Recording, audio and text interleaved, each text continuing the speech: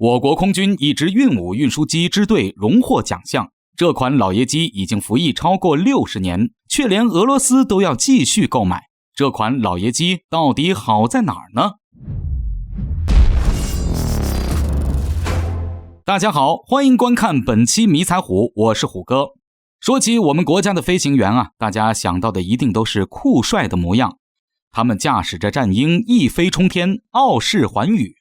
但是在我们国家的空军当中，还有一支队伍，他们常年扎根在祖国的西部，他们用一粒粒小小的树种草籽，几十年如一日扎根荒漠，播撒绿色，为荒漠地区、沙漠地带筑起重要绿色屏障。就在前不久，他们还获得了时代楷模的奖项和称号。当然了，这倒不是虎哥今天想说的重点，真正的亮点在于他们驾驶的就是我国自主生产的第一代运输机运五。运五是一款轻型多用途单发双翼设计运输机，是按照苏联安东诺夫设计局设计的安2飞机作为原型设计的。而安2运输机啊，是苏联时期研制的一型单发双翼螺旋桨运输机。这款运输机啊，可以说是一款老古董了。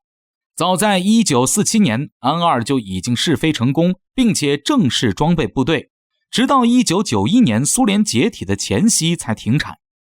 而我国则是于上个世纪70年代中期成功仿制安2，并且成功首飞，随后便命名为运五。这款运输机也是我国第一种自行制造的运输机。这种过时的外表设计还曾经遭到过西方同行的耻笑，他们认为这简直就是一无是处的老古董。但是这些国家又哪里知道运五运输机的优秀呢？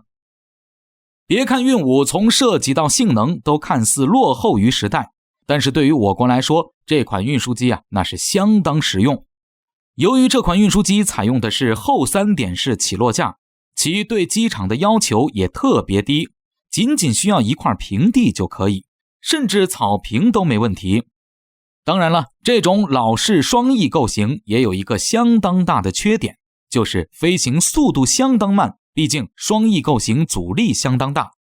不过啊，虎哥想说的是，尽管运五飞行速度相当慢，但是慢也有慢的好处。这种老式双翼机普遍采用的都是静稳定设计，意思就是在没有动力的时候也能靠自己滑翔。这也就造成了一个效果，那就是一旦运五遇到什么特殊的空情，只要高度足够，飞行员甚至可以直接撒手不管，飞机自己就能成功改平。而我国另一个能这么玩的飞机则是初教6，而且速度慢，也正好能够用于我国空降兵部队的跳伞训练。空降兵、新兵以及飞行员在进行跳伞训练时的难度也降低了很多。运五目前在我国另一个非常重要的用途，也是这一次驾驶这款运输机的部队获奖的原因，那就是执行飞机播种造林任务。由于飞得慢，播撒植物种子时也能更精确。大家现在可不要以为黄土高原还是一副沙尘漫天、黄秃秃的样子。实际上在运五的帮助下，如今除了冬天之外，绿色植被基本上已经铺满了整个黄土高原。从飞机上看，如果没有提示，你可能还以为这是一片森林呢。我们言归正传，运五飞机动力装置是一台南方航空动力机械公司生产的活塞5发动机。活塞5型发动机仿制自苏联的阿沙62型活塞航发。这款发动机可以使用普通汽油和4叶金属螺旋桨。发动机起飞功率为1000马力，巡航功率为860马力。螺旋桨直径 3.4 米，在飞行中能自动变距，这也是提高短距起降性能的法宝。驾驶室的舷窗两侧突出于机身，向下视界良好。带有细流环的货舱地板能承受1500千克的集中载荷，两侧装有10个简易座椅，货舱壁上各有4个圆窗，在左侧还布置有一大货舱门，门上装有旅客登机门。运五飞机是一种安全可靠、性能良好、多种用途的轻型飞机，并具有经济性好、使用维护简单、安全可靠等特点，在我国服役的范围非常广。广到什么程度呢？不论是航空运动学校、大的农场、通航单位、运输机部队都有这种飞机。